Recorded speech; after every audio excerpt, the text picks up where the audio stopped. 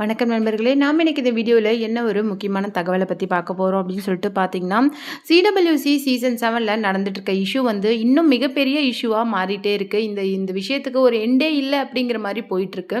அதுக்கு ஒரு முக்கியமான காரணமாக பார்க்கப்படுறது வந்து திவாகர். அதாவது வாட்டர்மெலன் ஸ்டார் அப்படின்னு சொல்லிட்டு இருக்கிற திவாகர் வந்து இந்த ப்ராப்ளமை அவ்வளோ சீக்கிரம் விடுறதா இல்லை போல். ஏன்னா அவர் யூடியூப் சேனலில் கொடுத்த இன்டர்வியூஸ்க்கு மேலே தன்னுடைய இன்ஸ்டாகிராம் அதாவது யூடியூப்லேயும் நிறைய வீடியோஸை பதிவு பண்ணிட்டு வராரு. இந்த விஷயத்துக்கு ஓப்பனா வந்து அறந்தாங்கி நிஷாவே அந்த பெண் நான் தான், என்கிட்ட தான் அப்யூசிவான வேர்ட்ஸை யூஸ் பண்ணி திவாகர் பேசினாரு அப்படிங்கிற விஷயத்த ஓப்பனாவே சொன்னதுக்கு அப்புறமும் நிஷாவையே வந்து ரொம்பவும் கீழ்த்தரமா திவாகர் பேசியிருக்காரு அப்படிங்கிறது தான் இப்போ ஒரு மிகப்பெரிய சர்ச்சைக்குரிய விஷயமா போயிட்டு இருக்கு. ஏன்னா உங்களை காசு கொடுத்து வாங்கிட்டாங்களா, நீங்களும் விலை போயிட்டீங்களா, என்னால் இதை நம்பவே முடியல, நீங்க ஒருத்தராவது உண்மையா இருப்பீங்க அப்படின்னு சொல்லிட்டு நான் எதிர்பார்த்தேன். ஆனா நீங்களும் இப்படி அவங்க பக்கம் பேசுவீங்க, உண்மைக்கு புறம்பா போவீங்க அப்படின்னு சொல்லிட்டு நான் கொஞ்சம் கூட எதிர்பார்க்கல நிஷாக்கா. ரியாஸ் மாமா அப்படின்னு சொல்லிட்டு அவங்கள பத்தி தாக்கி பேசியிருக்காரு. அது மட்டும் கிடையாது, ஆல்ரெடி வந்து கானா வினோத், புகழ் மற்றும் மாகாபாவையே தாக்கி பேசி, அது மட்டும் இல்லாமல் தன்னை அடிச்சதை தான் அவங்களோட அசிஸ்டண்ட்டை விட்டு அவமானப்படுத்தி வெளியே துரத்துனாங்க அப்படிங்கிற மாதிரி கம்ப்ளைண்ட்டையும் நுஸ்ரத்பேட்டை காவல் நிலையத்தில் கொடுத்துருந்தாங்க. இந்த வகையில் பார்க்கும்போது இவர் நிறைய அலிகேஷன்ஸை இன்னைக்கு மாகாபா மேலேயும் புகழ் மேலேயும் ஒரு பக்கம் வச்சுட்டு வந்தாலும் அதை அவங்க கிட்டத்தட்ட என்ன ஒரு பெரிய விஷயமா எடுத்துக்கல அப்படின்னாலும் போலீஸ் ஸ்டேஷனில் கண்டிப்பாக விசாரணைக்கு ஆஜராகி தான் ஆகணும். ஆஜரானதுக்கு அப்புறமேலே மீடியா கிட்ட அவங்க நிறைய விஷயங்கள் பேசியிருக்காங்க. இந்த மாதிரி திவாகர் உங்கள் மேலே நிறைய அலிகேஷன்ஸ் வச்சிருக்காரு, அதுக்கு நீங்கள் என்ன சொல்லுங்க அப்படின்னு சொல்லிட்டு கேட்டதுக்கு மாக்காப்பா ரொம்ப கோவப்பட்டார். அதுக்கு புகழ் என்ன சொன்னார் அப்படின்னு சொல்லிட்டு பார்த்தீங்கன்னா, எங்க ஏன் அவர் வந்து அவர் கேட்டது தான் சொல்கிறாரு, தயவுசெய்து கோவப்படாத பேசுங்க அப்படின்னு சொன்னதுக்கு நீங்கள் எப்படிங்க அப்படி கேட்கலாம், நான் ஒரு நாளைக்கு 15 மணி நேரம் நிற்கிறேன், குடிச்சிட்டு என்னால் எப்படி நிற்க முடியும், நான் வந்து சிங்கிளாக அந்த ஒர்க் பண்ணல, என் கூட வந்து ஒரு கோ ஆங்கரும் இருப்பாங்க, வெதர் அவங்க மேலா இல்லை ஃபீமேலா, மேபி நான் இந்த 5 இயர்ஸில் ஒரு தடவை கூட மாட்டியிருக்க மாட்டேன் அப்படின்னு சொல்லிட்டு ரொம்ப எமோஷ்னலாக சொன்னார். அது மட்டும் இல்லாமல் நீங்களும் ஒரு தொழில் தான் பண்ணுறீங்க, உங்கள் தொழிலுக்கு உங்களால் உங்கள் ப்ரொஃபஷனுக்கு துரோகம் பண்ணுற மாதிரி உங்களால் நடந்துக்க முடியுமா, நான் மட்டும் எப்படிங்க, இப்போ அவர் கேட்டார் அப்படிங்கிற விஷயத்த நீங்கள் எங்களை வந்து கேட்குறீங்கல்ல, நாங்கள் அடித்தோம் சரி, எதுக்காக அடித்தோம், ஏன் துரத்தணும் அப்படிங்கிற விஷயத்த உங்களால் அவர்கிட்ட போய் கேட்க முடியுமா அப்படின்னு சொல்லிட்டு மாறி மாறி இந்த சண்டை வந்து பெரிய இஷ்யூவாக போயிட்டு இருந்தது. அந்த வகையில் வந்து சம்மந்தப்பட்ட நபர்களே மஞ்சுநாதன் சார்லேருந்து இன்னைக்கு மனோ சார்லேருந்து நம்ம அறந்தாங்கி நிஷா, சுனிதா அப்படின்னு சொல்லிட்டு எல்லா குக் வித் கோமாளி செலிபிரிட்டிஸுமே இந்த விஷயத்த ஓப்பனாக பேச ஆரம்பிச்சிட்டாங்க. அந்த வகையில் இந்த விஷயத்தை பற்றி நம்ம மதுரை முத்து ஓப்பனாக பேசியிருக்காரு. அவர் என்ன பேசியிருக்காரு அப்படிங்கிற விஷயத்தை தான் நாம் இந்த வீடியோவில் டீட்டெயிலாக பார்க்க போகிறோம். வீடியோக்குள்ளே போகிறதுக்கு முன்னாடி நீங்கள் நம்ம சேனலுக்கு புதியவராக இருந்தால் மறக்காம நம்ம சிபி ட்ரெண்டிங்கை சப்ஸ்கிரைப் பண்ணி ஃபாலோ பண்ணிக்கோங்க. வாங்க வீடியோக்குள்ளே போகலாம்.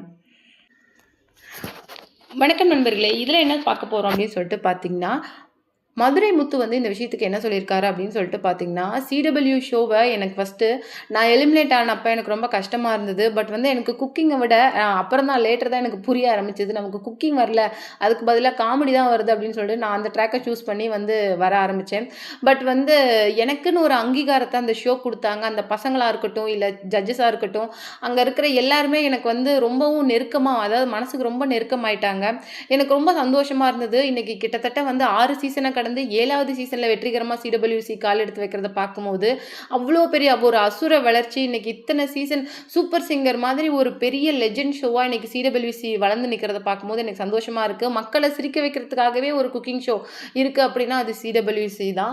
ஆனால் இன்னைக்கு அந்த ஷோவில் நடந்துட்டு இருக்க சில விஷயங்கள் எல்லாம் பார்க்கும்போது எனக்கு உண்மையிலேயே ரொம்ப மன வருத்தமாக இருந்தது. அதுவும் மாக்காப்பா புகழ் வந்து என்னுடைய ஒரு தம்பினே சொல்லலாம். புகழ் சிவாங்கிலாம் என்னுடைய கூட பிறந்த தம்பி தங்கைகள் மாதிரி தான். அந்த மாதிரி தான் அவங்க வந்து என் கூட பழகுனாங்க. இன்னைக்கு புகழ் மேலே வச்சிருக்கிற அந்த குற்றச்சாட்டு விமர்சனங்களை பார்க்கும்போது எனக்கு பாலாவோட ஞாபகம் தான் வருது. ஆல்ரெடி பாலா அப்பேற்பட்ட ஒரு பையன், அதாவது உங்களால் நினச்சி பார்க்க முடியுமா, நீங்கள் இன்னைக்கு ஒரு நாளைக்கு 10,000 ரூபாய் சம்பாதிக்கிறீங்க, அதில் 8,000 ரூபாயை உங்களால் அடுத்தவங்களுக்காக செலவு பண்ண முடியுமா, ஆனால் அவன் 10,000 ரூபாயும் செலவு பண்ணுவான். அதுதான் அவனுடைய மனசு. அது வந்து எங்களை எல்லாருக்குமே தெரியும், அவனை சுற்றி இருக்கிற எல்லாருக்குமே பாலாவோட மனசு இதுதான். அவனுக்கு இன்னைக்கு பேமெண்ட் வந்துக்குதா, இந்த பேமெண்ட்டுக்கு யாராவது ஹெல்ப்னு கேட்குறாங்களா, ஃபீஸ் கட்ட முடியல, ஏதாவது ப்ராப்ளம் அப்படின்னா அதை உடனே கொடுத்துருவான். என்னன்னா நம்ம சேர்த்து வச்சு பண்ண போகிறோம் அப்படிங்கிற மாதிரி பேசுவான். அந்த சின்ன பையன்கிட்ட நான் நிறைய விஷயங்களை கற்றுக்கிட்டேன். இன்னைக்கு அந்த மாதிரி தான் இன்னைக்கு புகழுக்கு ஒரு விஷயம் நடக்குது. புகழை வந்து அவன் குடிச்சிட்டு பண்ணுறான். ஆல்ரெடி வந்து புகழையும் பாலாவையும் அப்போ கம்பேர் பண்ணி பேசி புகழை இறக்குனாங்க. இப்போ புகழையும் திவாகரையும் கம்பேர் பண்ணி பேசும்போது இதெல்லாம் பார்க்கும்போது எனக்கு உண்மையிலேயே ரொம்பவும் கஷ்டமாக இருக்குது. புகழை கம்பேர் பண்ணி பேசி புகழ் இன்னைக்கு பாலா எவ்வளோ ஹெல்ப் பண்ணுறாரு, ஆனால் புகழ் இன்னைக்கு காரு, இன்னைக்கு வெள்ளித்திரை அப்படின்னு சொல்லிட்டு ஷைன் பண்ணிட்டு இருக்காரு. இருப்பார் ஆனாலும் பாலா மாதிரி வராது அப்படின்னா அப்படி கிடையாது. அவனுக்கு உதவி பண்ணணும் அப்படிங்கிறத அதில் அவன் அடிக்ட் ஆயிட்டான். உதவி பண்ணுறதுனால வரக்கூடிய சந்தோஷத்தை அவன் ஏற்றுக்க ஆரம்பிச்சிட்டான். ஆனால் புகழ் வந்து சின்ன வயசுலேருந்தே கஷ்டப்படுற ஃபேமிலியை சேர்ந்தவன். அவன் வந்து கார் வாங்குறது வீடு வாங்குறதுலாம் அவனுடைய கனவு லட்சியம்னே கூட சொல்லலாம். அப்படி இருக்கும்போது இன்னைக்கு அவனை அவனை பார்த்து இன்னைக்கு ஒருத்தன் குடிச்சிட்டு பண்ணுறான் அப்படின்னு சொன்னால் அதையும் மீடியா வெக்கமே இல்லாமல் நீங்கள் அவங்கக்கிட்ட போய் கேட்குறீங்கல்ல, அதெல்லாம் பார்க்கும்போது உண்மையிலே எவ்வளோ கஷ்டமாக இருக்குது தெரியுமா? படிப்படியாக கஷ்டப்பட்டு ஒருத்தன் மேலே வந்தால் அவனை அப்படியே ஒரே ஒரே புஷ்ல கீழே தள்ளிவிட்ட மாதிரி இருக்குது. இன்னைக்கு புகழோட அந்த மொத்த அந்த உழைப்பு எனக்கு என்னுடைய கண்ணு முன்னாடியே அது எல்லாம் வீணாக போன மாதிரி எனக்கு தெரிஞ்சுது.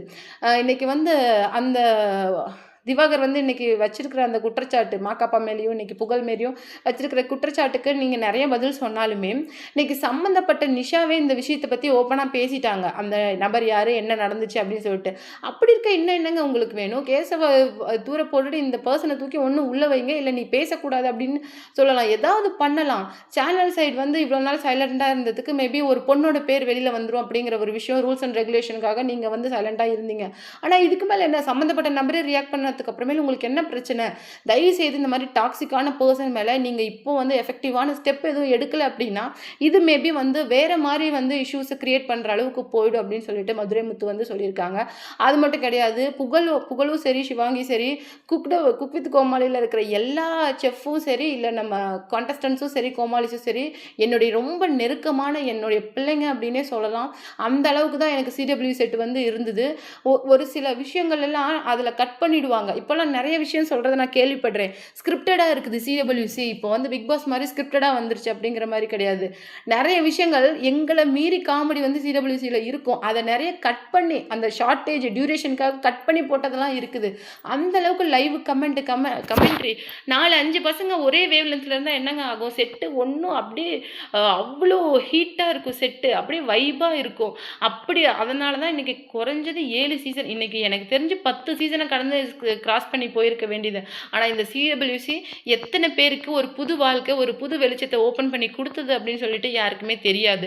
அப்பேற்பட்ட ஒரு ஷோ இன்னைக்கு பேன் பண்ணக்கூடிய நிலைமைக்கு போகுது அப்படின்னு நினைக்கும் போது உண்மையிலே என்னால் கஷ்டமாக இருக்குது. என்னால் இதை தாங்கிக்க முடியல அப்படின்னே சொல்லலாம். அந்தளவுக்கு எனக்கு கஷ்டமாக இருக்குது. எனக்கு வந்து அன்றைக்கி எலிமினேட் ஆகும்போது நான் என் மனசு எவ்வளோ கஷ்டப்பட்டதோ அதே மாதிரி தான் இந்த விஷயத்தை பற்றி நான் கேள்விப்படும் போது என்னுடைய மனசு வந்து ஃபீல் ஆச்சு. தயவு செய்து பேசி வந்து ஒரு நல்லவனை சாகடிச்சிடாதீங்க. எதுவுமே செய்யாத ஒரு கெட்டவனை வளர்த்தும் விடாதீங்க அப்படிங்கிற மாதிரி ஒரு அட்வைஸை இன்னைக்கு மதுரை முத்து வந்து கொடுத்துருக்கிறாரு. அது மட்டும் இல்லாமல் ஒரு பக்கம் திவாகர் வந்து அறந்தாங்கி நிஷாவையே தப்பாக பேசிகிட்டு இருக்காங்க. அவருடைய கணவர் ரியாஸ் அலி, அது மட்டும் இல்லாமல் அவங்கள பற்றியும் இவருக்கு ஒரு எண்டே இல்லை, முடிவே இல்லை அப்படிங்கிற மாதிரி போயிட்டுருக்கு. பூனைக்கு யார் மணி கட்டுறது அப்படிங்கிற மாதிரி ஒரு விஷயம் இன்னைக்கு போயிருக்கு. இது எப்படி முடிய போகுது அப்படின்னு தெரில. இதை பற்றி நீங்கள் என்ன நினைக்கிறீங்க அப்படிங்கிற உங்களுடைய கருத்துக்களை நம்மளுடைய கமெண்ட் பாக்ஸில் மறக்காமல் ஷேர் பண்ணுங்கள்.